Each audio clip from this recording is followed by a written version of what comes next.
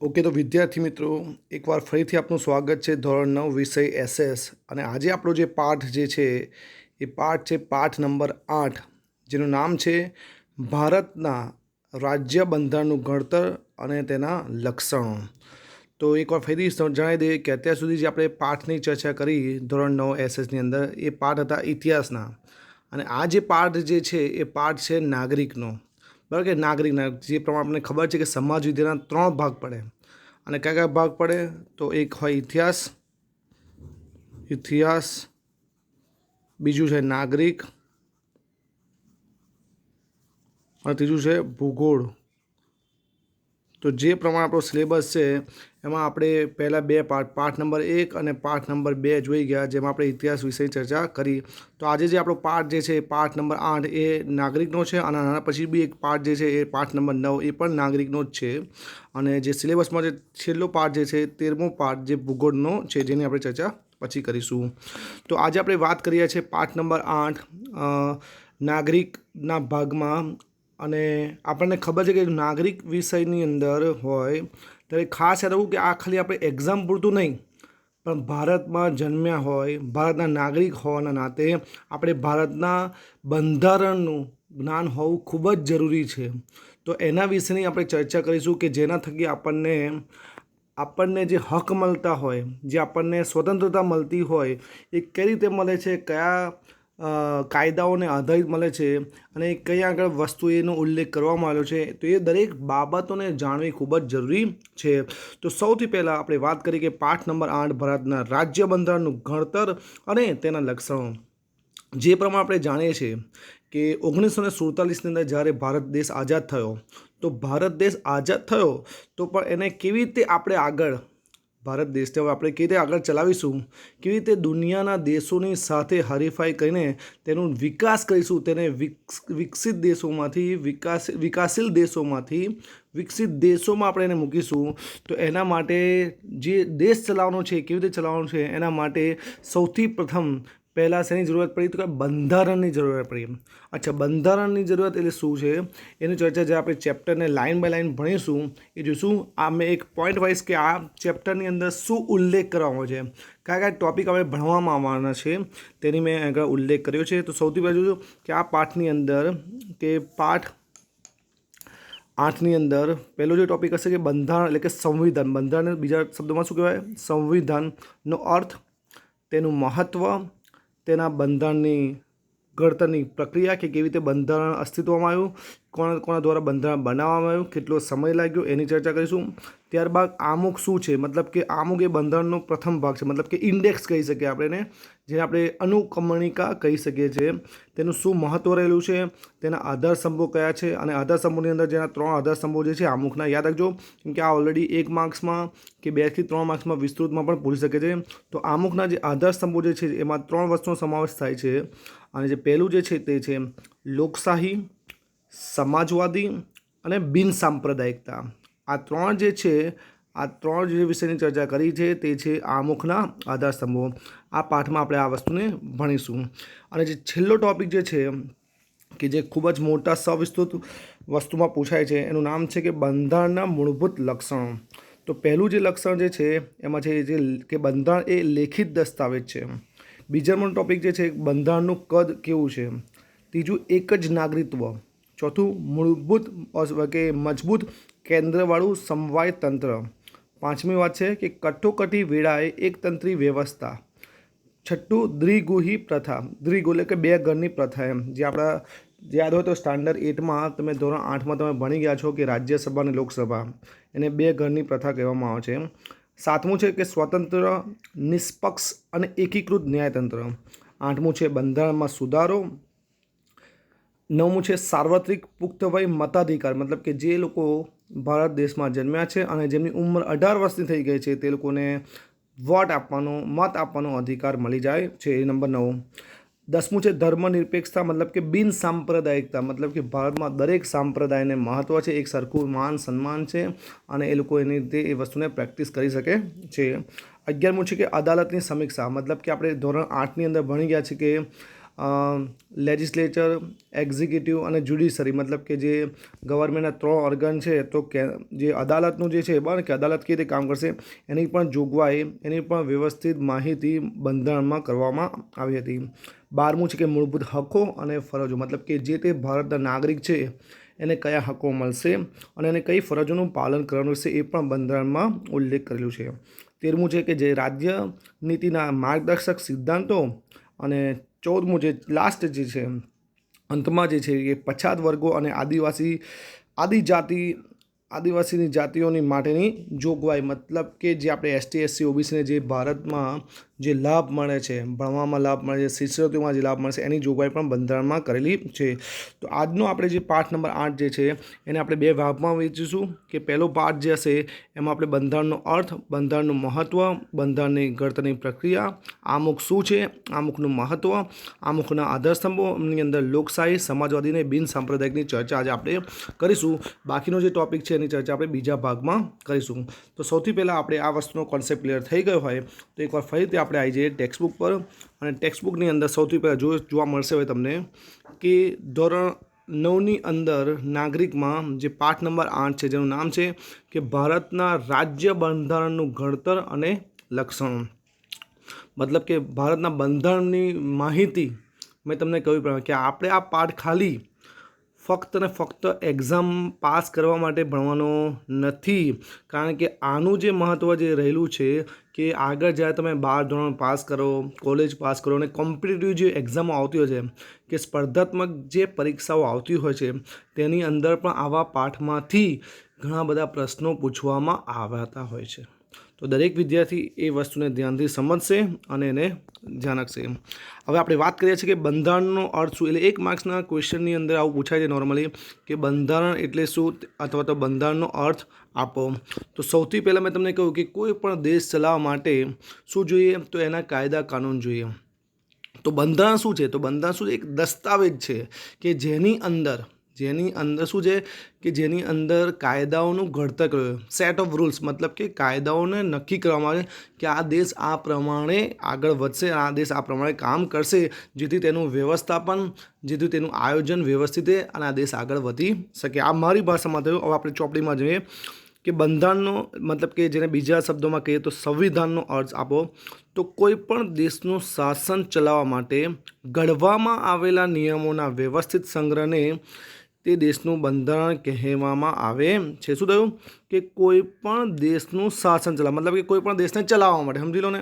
હવે એને ચલાવવા માટે શું જોઈએ, તો કે એને ચલાવવા માટે નિયમોના વ્યવસ્થિત સંગ્રહને, તો નિયમોના વ્યવસ્થિત સંગ્રહ શું કહેવાય, દેશનું બંધારણ કહેવામાં આવે છે. મારા ખ્યાલથી દરેક વિદ્યાર્થીઓને બંધારણ એટલે સંવિધાનનો મતલબ ક્લિયર થઈ ગયો હશે કે કોઈ પણ દેશ ચલાવવો હોય તો એના માટે શું જોઈએ ભાઈ કે એક સંગ્રહ જોઈએ. તો એ સંગ્રહની અંદર શું હશે, તો કે નિયમોનું વ્યવસ્થિત શું હશે ભાઈ, આયોજન કરેલું હશે, સમજૂતી આપેલી હશે કે જેના થકી આપણે દેશને વ્યવસ્થિત ચલાવી શકીએ. અચ્છા, આ વસ્તુનો કોન્સેપ્ટ ક્લિયર થઈ ગયો. તો પછીનો એક પ્રશ્ન છે કે નોર્મલી બોલે કે બંધારણનું મહત્ત્વ શું છે, શા માટે દેશ ચલાવવા માટે બંધારણની જરૂરિયાત ઊભી થાય છે, એનો પ્રશ્ન પણ 1 થી 2 માર્ક્સમાં પૂછાય છે. તો એના માટે સૌથી પહેલાં જોઈએ તો બંધારણ એ દેશના પાયાનો અને મહત્ત્વનો દસ્તાવેજ છે. ભાઈ આવી ખાલી જગ્યા બી પૂછાય કે ખાલી જગ્યાએ દેશના પાયાનો અને મહત્ત્વનો દસ્તાવેજ છે. આન્સર શું આવશે ભાઈ, કે બંધારણ આન્સર આવશે. એટલે કે મહત્ત્વનો દસ્તાવેજ થઈ ગયો. આપણે જે ઘરમાં રહેતા હોય, ઘરના આપણે માલિક છે એવું કઈ રીતે પ્રૂફ કરીએ, તો કે આપણા એ ઘરના શું છે ભાઈ, દસ્તાવેજ છે. તો એ રીતે જ આપણા દેશને ચલાવવા માટે પણ કયા દસ્તાવેજની જરૂર પડે, તો કે બંધારણની જરૂર પડે છે.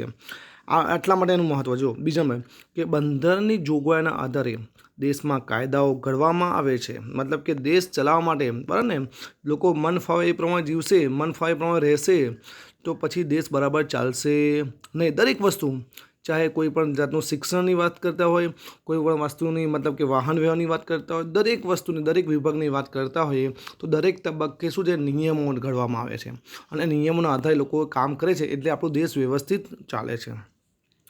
દેશના કાયદાઓ બંધારણને સુસંગત અને બંધારણીય જોગવાઈને આધીન જ હોવા જોઈએ. મતલબ કે હું ભારત માટેના કાયદા ઘડતો હોઉં અને મારી જે સમજ જે છે એ અમેરિકા જેવી હોય તો હું આ દેશ માટે વિચારી શકું નહીં. મતલબ કે જે દેશ છે એ દેશની અંદર કેવી પરિસ્થિતિ છે એ પરિસ્થિતિના આધીન જ એ કાયદા હોવા જોઈએ, જેથી બધા એને વ્યવસ્થિત ફોલોઅપ કરી શકે, એને અનુસરી શકે. બંધારણના કાયદાઓથી સર્વોપરી છે. મતલબ કે બંધારણ જે છે એ કાયદાઓથી સર્વોપરી મતલબ કે ઉપર છે. મતલબ કે કાયદાઓ બદલાતા રહેશે પણ બંધારણ તો એનું એ જ રહેશે. મતલબ કે બંધારણ જે કહે છે બંધારણ સૌથી ઉપર છે એવું કહેવામાં આવે છે. સરકાર કરતાં પણ બંધારણને ઊંચું કે જે તે સરકાર આપણા દેશ પર રાજ કરશે, આપણા દેશને ચલાવશે, એને પણ શેને ફોલોઅપ કરવું પડશે? બંધારણને ફોલોઅપ કરવું પડશે. મતલબ કે માન્ય રાખવું પડશે. બંધારણમાં સમયાંતરે બદલાતી જતી લોકોની જરૂરિયાતો. હવે એક વસ્તુ એ આગળ ફ્લેક્સિબલ છે કે જ્યારે ભારતનું બંધારણ બનાવવામાં આવ્યું ત્યારે એવું કહેવામાં આવ્યું કે 1947ની અંદર કે 1946થી જ્યારે બંધારણની બનાવવાની શરૂઆત થઈ અને 1949ની અંદર બંધારણ બની ગયું ત્યારથી લઈને કે હવે આ જ બંધારણ છે એવું નહીં, પણ જ્યારે શું કહ્યું કે જરૂરિયાતો, અપેક્ષાઓ, આકાંક્ષાઓ, ઈચ્છાઓ અને લોકોની ઉચ્ચ ભાવનાઓનો પડઘો હોય છે. તેથી જ જ્યારે જરૂર પડે ત્યારે બંધારણની અંદર અમુક વસ્તુને ઉમેરવામાં આવે છે, અમુક વસ્તુને રદ પણ કરવામાં આવે છે. એટલે મતલબ કે આપણું બંધારણ જે છે એ ફ્લેક્સિબલ છે, મતલબ કે છૂટછાટવાળું છે કે જ્યારે એમાં બદલાવ કરીએ પણ એના માટેની એક પ્રોસિજર છે, એના માટેની એક પ્રક્રિયા છે. એમાંથી જો પ્રક્રિયામાં પાસ થાય તો જ એમાં બદલાવ થાય, નીકળતો બદલાવ થતો નથી. એટલા માટે શું કહે છે કે જે વસ્તુની અંદર ચેન્જિંગ થતું હોય, જે વસ્તુની અંદર લાય હોય, એટલા માટે બંધારણ શું કે આપણા ભારતનું જે બંધારણ છે જીવન અને મૂળભૂત દસ્તાવેજ કહેવાય છે. તો આ જે પોઈન્ટ જોયા, આ ટોપિક જે જોયું આપણે શું જોયું કે બંધારણનું મહત્ત્વ જોયું. હવે તમે સમજી ગયા કે બંધારણ શું છે અને બંધારણનું મહત્ત્વ કેટલું છે. તો એના આધારે કે આપણા ભારતનું જે બંધારણ છે એ કેવી રીતે ઘડવામાં આવ્યું એની વાત કરીએ છીએ. તો સૌથી પહેલાં આપણે આવી જઈએ કે બંધારણના ઘડતરની પ્રક્રિયા. નોર્મલી આ ક્વેશ્ચન પણ 3 માર્ક્સની અંદર પૂછાતો હોય છે અથવા તો ઘણી બધી MCQ છે, ખાલી જગ્યાઓ છે, ટ્રુ ઓર ફોલ્સ છે, બરાબર, જોડકા છે, એની અંદર પણ આ ટોપિકમાંથી ઘણી બધી વસ્તુ પૂછાતી હોય છે. તો સૌથી પહેલાં જોઈ લઈએ કે આઝાદી પહેલાં બ્રિટિશ સરકાર દ્વારા 25મી માર્ચ યાદ રાખજો, તારીખ યાદ રાખજો કે 25મી માર્ચ 1946ના રોજ 3 સભ્યોના કેબિનેટ મિશનને ભારતની આઝાદીનો ઉકેલ શોધવાનું કાર્ય સોંપવામાં આવ્યું. મતલબ કે જ્યારે યાદ હોય તો તમને કે 1942ની અંદર ગાંધી જ્યારે હિન્દ છોડો આંદોલન વાત કરી હતી, 1945ની અંદર 1942ની અંદર શું કહ્યું કે જ્યારે ગાંધીજીએ હિન્દ છોડો આંદોલનની ચળવળ શરૂ કરી એમાં જે સફળતા મળી અને જ્યારે 1945ની અંદર યાદ રાખજો ખાસ કે 1945 જ્યારે બીજું વિશ્વયુદ્ધ કમ્પ્લીટ થયું અને એના પરિણામ સ્વરૂપે જે ઇંગ્લેન્ડ હવે પોતે સમજી ગયું કે હવે અમે આ દેશ પર વધારે રાજ કરી શકીએ નથી, એટલા માટે અમે શું કહ્યું કે 25 માર્ચની અંદર 1946ની અંદર શું કહ્યું કે હવે આપણે દેશને આઝાદ કરવાનો છે. તો આઝાદ કરવા માટે આ દેશનું શું કહ્યું કે કેવું હશે, આ દેશની સરકાર કેવી રીતે ચલાવશે એના માટેનો ઉકેલ શોધવા માટેનું કામગીરી સોંપવામાં આવે. અને કેટલા સભ્યો હતા એ સભ્યોની અંદર, કેબિનેટની અંદર 3 સભ્યો હતા. તેમણે બંધારણના ઘડતર અંગેનું માળખું ઘડવા અને બંધારણ સભાની રચના કરી. મતલબ કે બંધારણની અંદર કોણ બંધારણ કમિટી બનાવવી પડે. કોઈ પણ વસ્તુ બનાવવી હોય તો એની અંદર કેટલા લોકો ભાગીદાર રહેશે, કયા ટાઈમથી કયા ટાઈમની અંદર કામ કરશે અને એની અંદર આ તો કોઈ સમાજ માટે કોઈ સમાજ માટેનું બંધારણ હતું કે કોઈ એક વર્ગ માટેનું હતું, આ તો આખા ભારત દેશ માટેનું બંધારણ હતું. મતલબ કે દરેક પ્રજાને આવરી લઈને, દરેક પ્રજાના કલ્યાણને ધ્યાનમાં રાખીને, એમના હકો, એમની ફરજો જળવાઈ રહે એ બધી વસ્તુને ધ્યાનમાં રહીને આપણો દેશ કેવી રીતે વિકાસ કરશે એ દરેક વસ્તુની જોગવાઈની સાથે આ વસ્તુની ચર્ચા કરવાની હતી. એટલે આમાં આ વસ્તુની કામગીરી કરવાની હતી. હવે સૌથી પહેલાં યાદ રાખજો, આ વસ્તુ સમજ ગયા હોય તો. હવે બંધારણ સભામાં કુલ સભ્યો જે હતા એની સંખ્યા કેટલી હતી? તો 389 સભ્યો હતા. હવે આ 389 સભ્યો કોઈ એક જાતિના નહોતા કે કોઈ એક ધર્મમાંથી આવતા ન હતા, પણ કેવું હતા કે તેની અંદર જુદી જુદી કોમ, ધર્મ, જાતિ, લિંગ અને ભૌગોલિક પ્રદેશોની વ્યક્તિઓ હતી. ભૌગોલિક મતલબ કે અલગ અલગ, મતલબ કે કોઈ પંજાબમાંથી હતું, કોઈ ગુજરાતમાંથી હતું, કોઈ તમિલનાડુમાંથી હતી, કોઈ આસામમાંથી હતું, કોઈ બિહારમાંથી, મતલબ કે અલગ અલગ જગ્યાના હતા. કોઈ હિન્દુ હતા, કોઈ મુસ્લિમ હતા, કોઈ ખ્રિશ્ચન હતા, કોઈ પારસી હતા, કોઈ જૈન હતા, અલગ અલગ પ્રકારના હતા. જાતિ, લિંગ મતલબ કે કેટલીક મહિલાઓ પણ હતી, કેટલાક પુરુષો પણ હતા, બરાબર છે. તો પણ કેવા લોકો હતા? પણ રાજકીય પક્ષોની પ્રતિનિધિઓ તેમજ વિવિધ ક્ષેત્રોના તજજ્ઞો પણ ને એ કોઈ એક નહીં કે ખાલી સાહિત્યના આગળ પડતા, વિજ્ઞાન ક્ષેત્રે આગળ પડતા, દરેક ક્ષેત્રમાં જે આગળ પડતા હતા દરેક વ્યક્તિનો સમાવેશ આ વસ્તુમાં કરવામાં આવ્યો હતો. તદનુસાર મહત્ત્વના સભ્યોમાં જો આપણે વાત કરીએ કે આ જે બંધારણની જોગવાઈ હતી એમાં મહત્ત્વના સભ્યોમાં હતા તો કે જવાહરલાલ નહેરુ, મહત્ત્વના સભ્યોની વાત કરીએ સરદાર વલ્લભભાઈ પટેલ, મૌલાના અબુલ કલામ આઝાદ, શ્યામ પ્રસાદ મુખર્જી, HP મોદી, યાદ રાખજો ખાસ, HV કામંત, ફ્રેન્ક એન્થની, કનૈયાલાલ મુનશી, કૃષ્ણસ્વામી આયગર, બલદેવસિંહ તથા મહિલા પ્રતિનિધિઓમાં યાદ રાખજો મહિલા પ્રતિનિધિઓમાં સરોજી નાયડુ, વિજયલક્ષ્મી પંડિત વગેરે વ્યક્તિઓનો સમાવેશ થાય છે. તમને નોર્મલી એક વાક્યના પ્રશ્નમાં પણ એવું પૂછી શકે કે કયા કયા મહત્ત્વના સભ્યો બંધારણની સભામાં હાજર હતા કે બંધારણની સભાના સભ્યો હતા. તો આ ઉપરના જે વાત કરી એ કહી શકાય. અચ્છા, મહિલાઓની વાત કરીએ તો કહી શકાય કે સરોજી નાયડુ અને વિજયલક્ષ્મી પંડિતનો સમાવેશ બંધારણની માહિતીમાં થાય છે. અચ્છા, બંધારણ સભાના અધ્યક્ષ યાદ રાખજો ખાસ, કેમ કે અવારનવાર તમે ધોરણ 8માં પણ ભણી ગયા છો કે બંધારણ સભાના જે અધ્યક્ષ હતા એ કોણ હતા? તો ડૉક્ટર રાજેન્દ્ર પ્રસાદ હતા. યાદ રાખજો ખાસ કે ડૉક્ટર રાજેન્દ્ર પ્રસાદ બંધારણ સભાના અધ્યક્ષ હતા. એવું ખાલી જગ્યામાં પૂછાઈ શકે છે MCQમાં કે બંધારણ સભાના અધ્યક્ષ કોણ હતા? તો યાદ રાખજો કોણ હતા? રાજેન્દ્ર પ્રસાદ હતા. અચ્છા, જ્યારે બંધારણની મુસદ્દા મતલબ કે ખરડા સમિતિના અધ્યક્ષ તરીકે કહીએ તો ડૉક્ટર ભીમરાવ આંબેડકર, જેને આપણે બધા જાણીએ જ છીએ કે ડૉક્ટર ભીમરાવ આંબેડકર જે હતા એ બંધારણની મુસદ્દા મતલબ કે ખરડા સમિતિના અધ્યક્ષ, ખરડા સમિતિના અધ્યક્ષ પૂરે તો ભીમરાવ આંબેડકર અને બંધારણ સભાના અધ્યક્ષ પૂરે તો ડૉક્ટર રાજેન્દ્ર પ્રસાદ. ઓકે, આગળ વધીએ કે બંધારણની જે ઘડવાની પ્રક્રિયા છે ક્યારે શરૂઆત કરવામાં આવી, કેવી રીતે પતી અને કયા કયા સંજોગોમાં પતી એની વાત કરીએ. તો બંધારણ સભા એ તેમની કામગીરી 9મી ડિસેમ્બર, યાદ રાખજો ખાસ, 9મી ડિસેમ્બર 1946થી કરવામાં આવી. ક્યારે કરવામાં આવી? 9મી ડિસેમ્બર 1946 કરવામાં. આ બંધારણની સભાએ ટોટલ કેટલા છે? 2 વર્ષ 11 માસ અને 18 દિવસોમાં મળેલ 166 બેઠકોમાં કામગીરી પૂર્ણ કરી. યાદ રાખજો ખાસ કે 9મી ડિસેમ્બર 1946, આના માટે કેટલા વર્ષ લે કે 2 વર્ષ 11 મહિના અને 18 દિવસ. જો મેં લખ્યું છું વાય એટલે યર, મંથ એટલે મહિના અને ડે એટલે દિવસ, 2 વર્ષ 11 મહિના અને 18 દિવસની અંદર 166 બેઠકો, કેટલી? 166 બેઠકોની કામગીરી પૂર્ણ કરી. આ પ્રક્રિયાઓમાં તેઓએ દુનિયામાં જુદા દેશોના બંધારણના મહત્ત્વના લક્ષણોનો અભ્યાસ કરીને તેને વિગતપૂર્ણ ચર્ચા વિચારણા કરી બંધારણને આખરી સ્વરૂપ આપ્યું હતું. મતલબ કે જે લોકો બેઠા છે એ લોકોએ બીજા દેશોના જે બંધારણ હતા એને પણ સ્ટડી કર્યા, એનો પણ અભ્યાસ કર્યો અને એમાંથી જે સારા પાસા હતા કે જે આપણા દેશને યોગ્ય ઠેરવે હતા એવા પાસાઓને શું કર્યું? લોકો એવા પાસાઓનો પણ ઉપયોગ કરીને આપણા બંધારણમાં ઉમેર્યા. અને આના માટે લોકોને કેટલા દિવસ લાગ્યા? 2 વર્ષ 11 મહિના અને 18 દિવસ. યાદ રાખજો ખાસ, કારણ કે 18 દિવસ 18 મહિના હોઈ શકે નહીં, એટલે 11 મહિના અને 18 દિવસ. અને ટોટલ કેટલી બેઠકો મળી હતી? તો કે 166 બેઠકો મળી હતી. શરૂઆત ક્યારે થઈ હતી? તો કે 9મી ડિસેમ્બર 1946માં. પહેલી વસ્તુ એ કે બંધારણના પ્રથમ 295 અનુચ્છેદ મતલબ કે આર્ટિકલ્સ અને 8 પરિચ્છેદ હતા. જ્યારે પ્રથમની વાત કરીએ તો બંધારણ પ્રથમ 295 અનુચ્છેદ અને 8 પરિશિષ્ટ હતા. ત્યારબાદ સુધારા સાથે 355 મતલબ કે 100 વધી ગયા અને આર્ટિકલ જે હતા એમાં ખાલી એક જ વધી ગયો, પરિશમાં 1 વધ્યો અને અનુચ્છેદમાં મતલબ કે આર્ટિકલમાં 100 વધી ગયા અને બંધારણનું સ્વરૂપ નિશ્ચિત થયું હતું. મતલબ કે જ્યારે નિશ્ચિત સ્વરૂપ આપવામાં આવ્યું ત્યારે અંદર કેટલા આર્ટિકલ્સ અનુચ્છેદ હતા? તો કે 395. અચ્છા, કેટલા પરિશિષ્ટ હતા? તો કે 9 પરિશિષ્ટ હતા. ખાસ યાદ રાખજો. ઓકે, ક્યારે આની પૂર્ણ હતી? કે 26મી નવેમ્બર 1949. મતલબ કે યાદ રાખજો તમે 9મી ડિસેમ્બરથી 1946થી 26મી નવેમ્બર 1949નો ટાઈમ નક્કી કરશો એટલે તમે આ ડ્યુરેશન ચેક કરશો ને તો તમને 2 વર્ષ 11 મહિના અને 18 દિવસનો તમને કોન્સેપ્ટ ક્લિયર થઈ જશે. મતલબ કે 26મી નવેમ્બર 1949 રોજ બંધારણના સભામાં બંધારણના સર્વાનુમતે પસાર થયું હતું. મતલબ કે બધાના મત મુજબ કે હવે બસ આ બંધારણ છે અને જે બધા સભ્યો આ બંધારણને માન આપે છે, એમાં એમને કોઈ જાતનો મતભેદ નથી અને સર્વાનુમતે એને પસાર કરવામાં આવ્યું કે આ બરાબર છે.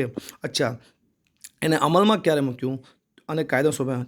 અમલમાં ક્યારે મૂક્યું? આ બંધારણ ક્યારથી અમલમાં આવ્યું? તો 26મી જાન્યુઆરી 1950થી ભારતમાં બંધારણનો અમલ આવ્યો અને આ જ દિવસથી આપણે ભારત પ્રજાસત્તાક રાષ્ટ્ર ઘોષિત થયું છે તેવું કહેવાય છે. અને તે જ રીતે 26મી જાન્યુઆરી કયા દિવસ હોય કે પ્રજાસત્તાક દિન તરીકે શાનદાર ઉજવણી કરીએ છીએ. આપણા મોસ્ટ ઓફલી જે આપણે બે નેશનલ ફેસ્ટિવલ મતલબ કે નેશનલ તહેવારો રાષ્ટ્રીય તહેવાર તરીકે ઉજવ્યો, જેમાં એક 15મી ઓગસ્ટ અને 26મી જાન્યુઆરી. 26મી જાન્યુઆરી શા માટે ઉજવે છે? કારણ કે આ દિવસે આપણું રાષ્ટ્ર જે છે એ પ્રજાસત્તાક મતલબ કે પ્રજાની સત્તાવાળું રાજ્ય એવું કહી શકીએ આપણે, કે જેમાં પ્રજાને હક મળે છે. મતલબ કે હવે ભારતના લોકો ભારતનું ભાવિ નક્કી કરશે. એ લોકોને કેવી સરકાર જોઈએ છે, કેવા લોકો થકા આ દેશ ચલાવવો છે, એના હકો મળશે. એ મતલબ કે એને વોટ પણ કરી શકે, મત પણ કરી શકે છે. એટલા માટે આને શું કહે? પ્રજાસત્તાક વર્ષ તરીકે નક્કી કર્યા. કે જ્યારે બંધારણને અમલમાં મૂકવામાં આવ્યું તો એ બંધારણને અમલમાં મૂકવા દિવસ કયો હતો? 26મી જાન્યુઆરી 1950. અચ્છા, બંધારણની શરૂઆત ક્યારે થઈ હતી? કે 9મી ડિસેમ્બર 1946. અચ્છા, બંધારણની પૂર્ણાહુતિ ક્યારે થઈ? ક્યારે પસાર કરવામાં આવ્યું? તો બંધારણની પૂર્ણાહુતિ 26મી નવેમ્બર 1949માં કરવામાં આવી. આટલો કોન્સેપ્ટ ક્લિયર થઈ ગયો તો થોડી આપણે સમજૂતી લઈએ કે બંધારણમાં ભારતના બંધારણની રાષ્ટ્રીય ચિહ્ન તરીકે 4 સિંહોની મુખાકૃતિ અને રાષ્ટ્રસૂત્ર તરીકે સત્યમેવ જયતે ઘોષિત કરવામાં આવ્યું. ખાસ યાદ રાખજો કે જો તમને 1-2 લાઇનના ક્વેશ્ચનની અંદર પૂછાય કે રાષ્ટ્રીય ચિહ્ન તરીકે ભારતના બંધારણનું રાષ્ટ્રીય ચિહ્ન તરીકે કઈ વસ્તુની પસંદગી થઈ છે? તો કે 4 સિંહોની મુખાકૃતિ. અચ્છા, બંધારણમાં રાષ્ટ્રીય સૂત્ર તરીકે કયા શબ્દની નક્કી કરવામાં આવ્યું છે? તો સત્યમેવ જયતે, મતલબ કે હંમેશા સત્યનો જ વિજય થાય. આપણા બંધારણમાં લોકોના મૂળભૂત હકો, ફરજો, રાજનીતિક માર્ગદર્શન સિદ્ધાંતો, સરકારના અંગો, કાર્યો અને વહીવટી કેટલીક સૂચનાઓ, ન્યાયતંત્રની વ્યવસ્થા અને તેની અનેક મહત્ત્વની બાબતોનો સમાવેશ આપણા ભારતના બંધારણમાં કરવામાં આવ્યો છે. મતલબ કે નાગરિકના હકો, નાગરિકના સિદ્ધાંતો, નાગરિકની ફરજો, મતલબ કે રાજનૈતિક માર્ગદર્શક સિદ્ધાંત, મતલબ કે દેશ કેવી રીતે ચલાવવામાં આવશે એની પણ માહિતી, સરકારના કેટલા અંગો રહેશે એની પણ માહિતી. અચ્છા, વહીવટી કેટલીક સૂચનાઓ, ન્યાયતંત્ર મતલબ કે ન્યાયાલય મતલબ કે કોર્ટની વાત કરીએ બરાબર ને, કે Supreme Court, high court, district court, taluka court, આ દરેકની અંદર કેવી રીતે કામગીરી કરશે એ દરેક વસ્તુનું માહિતી આ વસ્તુની અંદર મતલબ કે બંધારણની અંદર આપેલી છે. આથી બંધારણનું મહત્ત્વ મતલબ કે ભારતનું બંધારણ વિશ્વનું મોટું, યાદ રાખજો ખાસ, વિશ્વનું સૌથી મોટું, વિસ્તૃત અને વિશાળ લેખિત દસ્તાવેજ છે. એક વસ્તુ બી યાદ રાખજો કે ખાસ કે નોર્મલી દસ્તાવેજ જે બંધારણ જે છે એ 2 પ્રકારના હોઈ શકે, લેખિત પણ હોઈ શકે અને મૌખિક પણ હોઈ શકે. પણ જે ભારતનું જે બંધારણ છે એ કેવું છે કે લેખિત દસ્તાવેજ ગણવામાં આવે છે. તો આથી જે પ્રક્રિયા હતી કે બંધારણની ઘડતરની પ્રક્રિયા હતી, જ્યારે આપણે આટલી બધી વસ્તુની ચર્ચા કરી મેં તમને કહ્યું પ્રમાણે કે આમાંથી ઘણા પ્રકારના પ્રશ્નો પૂછી શકે છે. હવે આપણે આગળ વાત કરીએ કે આમુખ શું છે. યાદ રાખજો ખાસ કે અત્યાર સુધી આપણે જે ચર્ચા કરી તેની અંદર આપણે આ ટૉપિક જોઈ ગયા કે સંવિધાનનો અર્થ શું છે, બંધારણનું મહત્ત્વ શું છે અને બંધારણની ઘડતરની પ્રક્રિયા શું છે. હવે આપણે વાત કરીશું કે આમુખ શું છે, આમુખનું મહત્ત્વ શા માટે રહેલું છે. આમુખના આધારસ્તંભોમાં 3 વિગતો જે છે લોકશાહી, સમાજવાદી, બિનસાંપ્રદાયિક, એની આપણે ચર્ચા કરીશું.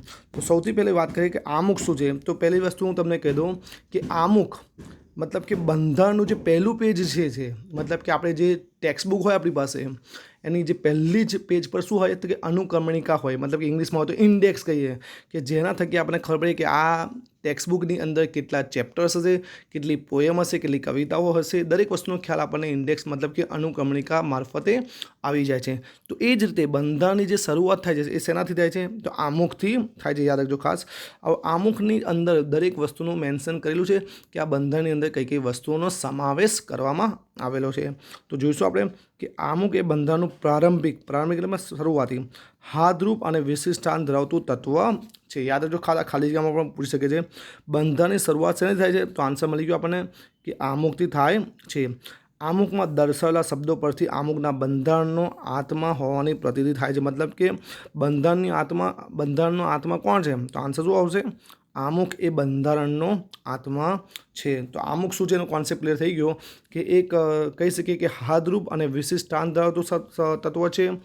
અને બંધારણની જે શરૂઆત છે તે શેનાથી થાય છે? તો કે આમુખથી થાય છે. અચ્છા, બંધારણની આત્મા પણ આપણે આમુખને ગણી શકીએ છીએ. હવે આપણે પેજ નંબર 57 પર જોઈ શકીએ છીએ. તો આ જે છે કે આમુખ દર્શાવેલા શબ્દો નીચે પ્રમાણે છે કે ભારતનું જે સંવિધાન છે એ આ પ્રમાણે છે, જે તમે તમારી ટેક્સ્ટબુકમાં પણ જોઈ શકો છો, કે જેની અંદર ન્યાય, સ્વતંત્રતા, સમાનતા, બંધુત્વ આ બધી વસ્તુ રહેલી છે. અને એની અંદર એવી લખ્યું છે કે 26 નવેમ્બર 1949માં રોજ આથી આ સંવિધાનની અપનાવી તેને અધિનિયમ કરી અને પોતાની જાતને અર્પિત કરીએ છીએ. મતલબ કે આ જે આમુખ જે છે એ બંધારણ, જે આપણે ભારતનું બંધારણ છે એની શરૂઆતમાં આ વસ્તુ કરી, કે જેથી આપણે ખબર પડે કે આ બંધારણમાં શું હશે. હવે આપણે વાત કરીએ છીએ કે આ જે ભારતનું જે આમુખ હતું, બંધારણ હતું, એની અંદર કે જ્યારે 1976માં 42માં બંધારણીય સુધારાથી આમુખની અંદર જે સર્વભૌમ શબ્દ પછી સમાજવાદી, બિનસાંપ્રદાયિકતા શબ્દો ઉમેરવામાં આવ્યા હતા, તેમજ રાષ્ટ્રીય એકતા, રાષ્ટ્રીય અખંડિતતાનો પણ શબ્દોનો સમાવેશ કરવામાં આવ્યો. મેં તમને કહ્યું કે આપણું જે બંધારણ જે છે અને બંધારણની અંદરની શરૂઆતમાં જે આમુખ જે છે એની અંદર લોકોની જરૂરિયાતો આપણે વાત કરી હતી કે લોકોની જરૂરિયાતો, અપેક્ષાઓ, આકાંક્ષાઓ અને ઈચ્છાઓની જ્યારે જરૂર પડશે ત્યારે એ પ્રમાણે આપણે એને ઉમેરતા રહીશું. એની અંદર અમુક વસ્તુઓનો રદ પણ કરતા રહીશું, પણ એના માટેની જે પ્રક્રિયા છે એને ફોલો કરવી રહેશે. ઓકે, આમુખ બંધારણના મૂળભૂત હેતુઓ, ધ્યેયો, આદર્શો તેમજ સિદ્ધાંતોને વાચા આપે છે. આમુખ બંધારણના ઉદ્દેશો થકી ભારતમાં કલ્યાણ રાજ સ્થાપવાની, કલ્યાણ મતલબ કે લોકોનું કલ્યાણ થાય, લોકોનો વિકાસ થાય એની વાત કરે છે, અને ઉચ્ચ ભાવનાઓ અને આદર્શોને સિદ્ધ કરવા ઈચ્છે તેવું સ્પષ્ટ કરે છે. આમ આમુખ દ્વારા બંધારણના ઘડવૈયાઓના માણસનો પરિચય થાય છે. મતલબ કે જે લોકોએ બંધારણ ઘડ્યું અને એ લોકોની માનસિકતા કેવી હશે, એ લોકો પોતાના દેશ વિશે શું વિચારી રહ્યા છે, એની પણ આપણને પ્રતિનિધિ આ બંધારણ અને આમુખ દ્વારા થાય છે. ઓકે, હવે વાત કરીએ કે આમુખનું મહત્ત્વ શું છે. તો સૌથી પહેલાં આપણે ચર્ચા કરી લઈએ કે આમુખનું મહત્ત્વ શા માટે. તો મેં તમને કહ્યું કે આમુખને બંધારણનો આત્મા કયો છે, મતલબ કે કોને બંધારણનો આત્મા કયો છે, તો આન્સર શું આવશે? આમુખને. એ જ રીતે મહત્ત્વ સવિશેષ છે કે કોઈપણ કાયદાના ઘડતરમાં તથા તેની પૂરી રીતે સમજવા કે અર્થઘટનમાં માર્ગદર્શન મળે છે. કાયદાના હેતુ તથા તેનો આદર્શ, કાયદો ઘડવા પાછળ સંસદની નીતિ શું છે તે જાણવામાં આમુખ મદદ કરે છે. મતલબ કે ભારતમાં તમને યાદ હોય તો સંસદની અંદર દરેક વસ્તુના સુધારા વધારા કરવા માટે ભારતના મતલબ કે દેશના જે મોટી મોટી સમસ્યાઓ છે તેના વિકાસ માટેની જે ચર્ચા છે એ ક્યાં કરવામાં આવે છે? તો સંસદની અંદર કરવામાં આવે છે. ઓકે, કયા પ્રકારની મુશ્કેલીઓ નિવારણ અર્થે કાયદાઓને ઘડવામાં આવે છે તેનો નિર્દેશ આપણને આમુખમાંથી સ્પષ્ટ થાય છે. આમ આમુખ એ બંધારણનો અર્ક છે. બીજો એક શબ્દ મળ્યો કે બંધારણનો અર્ક છે. મતલબ કે મહત્ત્વનો અંગ છે.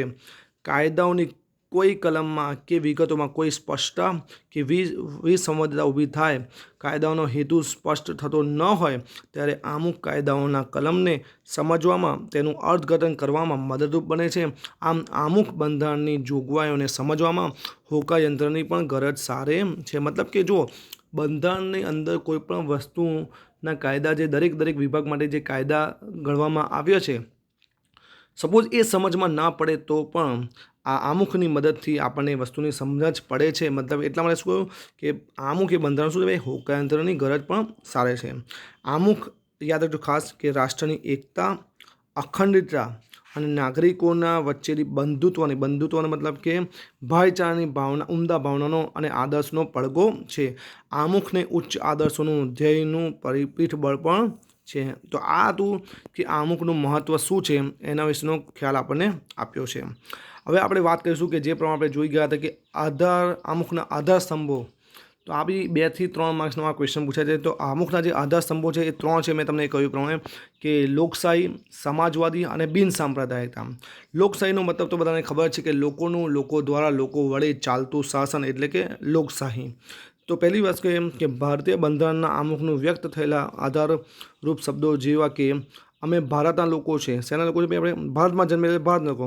સર્વભૌમ, સમાજવાદી, બિનસાંપ્રદાયિકતા મતલબ કે દરેક ધર્મને સંભાવ, લોકશાહીતા, પ્રજાસત્તા મતલબ કે પ્રજાઓને હક મળ્યા છે, બંધુત્તા, ન્યાય, સમાનતા, સ્વતંત્ર, રાષ્ટ્રીય એકતા અને અખંડિતતા વગેરે જે પૈકી મુખ્યત્વે નીચે દર્શાવેલા 3 આધારસ્તંભો વિશે આપણે વિગતે અભ્યાસ કરીશું. મતલબ કે એવું બી પૂછાય કે ભારતના બંધારણ આમુખમાં વ્યક્ત થયેલા આધારભૂત રૂપ શબ્દો કયા કયા છે, તો યાદ રાખજો ખાસ. તો આ પણ 2 માર્ક્સ મળે એમ કે સાર્વભૌમ, સમાજવાદી, બિન સાંપ્રદાયિક, લોકશાહી, પ્રજાસત્તાક, બંધુતા, ન્યાય, સમાનતા, સ્વાતંત્ર્ય, રાષ્ટ્રીય એકતા અને અખંડિતતા. મતલબ કે આમુખના આધાર સ્તંભોના શબ્દો જણાવો. તો તમને જો 2 માર્ક્સમાં પ્રશ્ન પૂછે તો આ દરેક શબ્દોને તમારે યાદ રાખવો પડે. આ શબ્દોમાંથી આજે આપણે મહત્ત્વના 3 જે આધાર સ્તંભો છે એમાં આપણે લોકશાહી, સમાજવાદી, મતલબ કે લોકશાહી યાદ રાખજો ખાસ, લોકશાહી, બિન સાંપ્રદાયિકતા અને સમાજવાદી, આ 3 શબ્દો વિશે સવિસ્તૃત ચર્ચા કરીશું. તો એમાં સૌથી પહેલાં આપણે જોઈએ લોકશાહી. તો ભારતના બંધારણમાં ભારતના લોકોને આખરી સાર્વભૌમ સત્તા આપવામાં આવી. મતલબ કે સૌથી વધારે સત્તા કોની પાસે છે છેલ્લે, તો કે ભારતના લોકો માટે, ભારતની સરકાર પાસે નહીં. સરકાર તો એ સત્તા લોકો તરફથી મેળવે છે. યાર જો કોઈ એક વ્યક્તિ કે કોઈ એક વર્ગનું શાસન નથી અહીં નહીં, પરંતુ સત્તાની અંતિમ બાગડોર લોકોના હસ્તક પર છે. મતલબ કે લોકો પાસે જ છે. મતલબ કે દેશના લોકો, દેશનો નાગરિક પાસે જ સર્વસત્તા છે. અચ્છા, હવે વાત કરીએ લોકશાહી શબ્દની. તો જે લોકશાહી શબ્દ છે મતલબ કે જેને ઇંગ્લિશમાં આપણે ડેમોક્રેસી કહીએ છીએ, જેનો મૂળ ગ્રીક શબ્દ છે એ ડેમોસ મતલબ કે મતલબ થાય લોકો, અને ક્રેટોસનો મતલબ થાય સત્તા, મતલબ કે લોકોની સત્તામાંથી ઉતરી આવ્યો છે. રાજ્ય સત્તા અમુક વ્યક્તિઓના હાથમાં નિરંકુશ રીતે સ્થપાયેલી થયેલી નથી, પરંતુ લોકોના હાથમાં છે. લોકશાહી એવી રાજ્ય વ્યવસ્થા છે કે જેમાં લોકો સામાજિક, આર્થિક, રાજકીય ન્યાય મેળવી શકતા હોય અને રાજ્યસભામાં ભાગ લેવાનો અધિકાર ધરાવતા હોય. મતલબ કે રાજાશાહી નહીં. આપણો ભારત દેશ કેવો છે ભાઈ, લોકશાહી છે.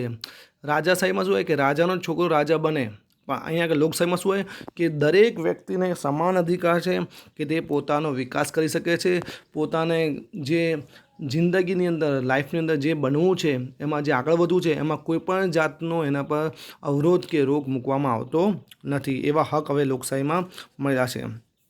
આગળ વાંચીશું આપણે કે ભારતના બંધારણમાં સાર્વત્રિક પુખ્તવય મતાધિકાર ધોરણે મતદારોએ ચૂંટેલા પોતાના પ્રતિનિધિઓ દ્વારા રચાતી સંસદ, મતલબ કે લોકસભા અને કારોબારી, મતલબ કે પ્રધાનમંત્રી અને વહીવટ મંત્રીનો જવાબદાર હોય છે. મતલબ કે પુખ્તવય મતલબ કે જે લોકોની, જે ભારતના નાગરિકોની ઉંમર 18 વર્ષની થઈ ગઈ છે, એ લોકો ભારતમાં જે ઇલેક્શન થાય છે, મતલબ કે જે વોટિંગ થાય છે એની અંદર પોતાનો મત આપીને પોતાના પ્રતિનિધિઓ જે ઊભા રહે છે ઇલેક્શનની અંદર, બરાબર ને, એની અંદર શું કરે છે, લોકો પોતાના પ્રતિનિધિઓને ચૂંટીને સંસદમાં મોકલે છે. અને સંસદ શું છે, એક કારોબારી, એક વહીવટી તંત્ર બનાવે છે અને દેશ ચલાવે છે. કારોબારી અબાધિત સત્તા નથી, તે નિયત સમય મર્યાદા સુધી જ સત્તાનું સુકાન સોંપાય છે. મતલબ કે કોઈ એકવાર ઇલેક્શન થયું પછી આખી જિંદગી ઇલેક્શન થવાનું નથી, એવું નથી. દર 5 વર્ષે ઇલેક્શન થાય. મતલબ કે આપણે જે સરકાર નક્કી કરીને મોકલ્યા, જે પ્રતિનિધિઓને નક્કી કરીને મોકલ્યા, પણ જો એ લોકો બરાબર સરકાર ચલાવતો નથી, દેશ ચલાવતો નથી, તો આપણે નેક્સ્ટ ટાઈમ, મતલબ કે બીજી વાર જ્યારે ઇલેક્શન આવશે ત્યારે આપણે એમને વોટ આપીશું નહીં. એ જ પણ રાજ્ય અને સ્થાનિક કક્ષાએ પણ મતદારો સરકારને ચૂંટી કાઢે છે. આપણે જોયું છે કે ગવર્મેન્ટની, આપણી જે ભારતની જે પ્રક્રિયા જે છે એમાં દરેક સરકાર, દરેક લેવલે સરકાર છે. મતલબ કે આપણી સ્થાનિક સરકારો પણ છે, જે આપણે કાઉન્સિલર કહીએ છીએ.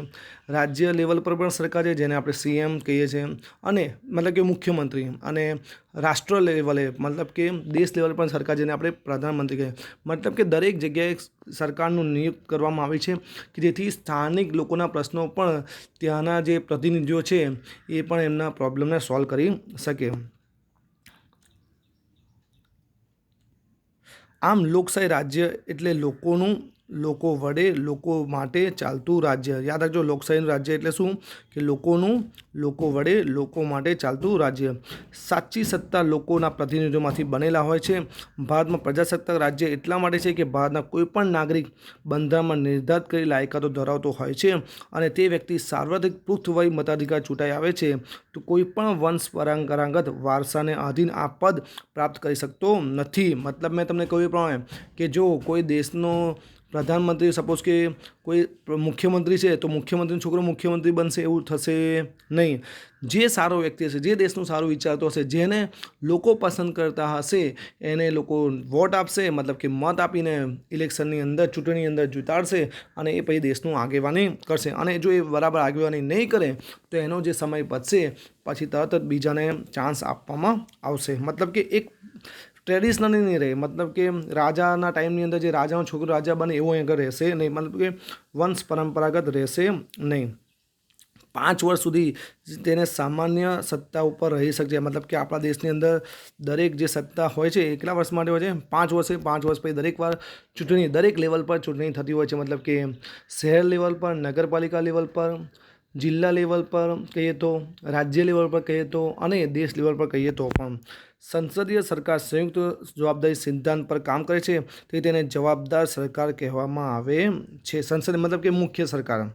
ભારતના પ્રધાનમંત્રીની વાત કરીએ તો કે જે જવાબદાર સરકાર, કે જેના હાથમાં આખા દેશની જવાબદારી, આખા દેશને ચલાવવાની, આખા દેશને આગળ વધારવાની વાત કરવામાં આવે છે. ભારતની લોકશાહી સરકાર સ્વતંત્ર, સમાનતા અને બંધુત્વની ભાવના સ્વીકારે છે અને તે હેતુને પણ પૂર્ણ કરવા પ્રયત્નશીલ રહે છે અને સ્પષ્ટ આમુખમાં કરવામાં આવી છે. મતલબ કે દરેકના સમાન અધિકાર છે, સમાન સ્વતંત્રતા છે, બંધુત્વની ભાવના, મતલબ કે નાગરિક વચ્ચે એક ભાઈચારાની ભાવના રહેશે તો આપણો દેશ આગળ વધી શકશે. બંધારણના ઘડવૈયાઓએ ભારતના લોકોને સાર્વત્રિક પુખ્ત વય મતાધિકાર હક આપીને હિંમતપૂર્વકની શ્રદ્ધા મૂકી છે. મતલબ કે બંધારણની અંદર જે લોકો પાસે સત્તા રહી, દેશના આગેવાનો પાસે સત્તા નથી રહી, કે દેશના જે સારા આગળ સ્કોલર્સ રહી ગયા, દેશના નેતાઓ રહી ગયા, એના પાસે સત્તા ના રાખી, પણ દેશની સત્તા શેના માટે રાખી? કે લોકો પાસે, કે લોકો શું ઈચ્છે છે, ભારતના લોકો પોતાના ભારતની દેશને કેવી રીતે આગળ લઈ જવા માગે છે એની વાત કરવામાં આવી છે.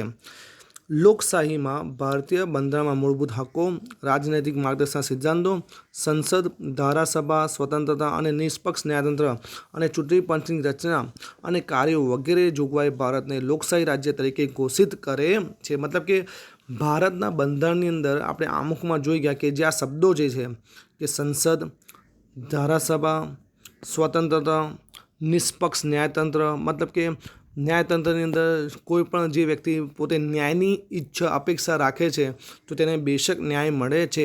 તો અને ચૂંટણી પંચની રચના કરવામાં આવે છે જેમાં લોકોનો હક આપવા, લોકો પોતાના મત આપે છે, મતલબ કે પોતાના હકનો યુઝ કરે, ઉપયોગ કરે, તેના થકી કહે કે ભારતમાં લોકશાહી રાજ્ય તરીકે ઘોષિત થાય છે.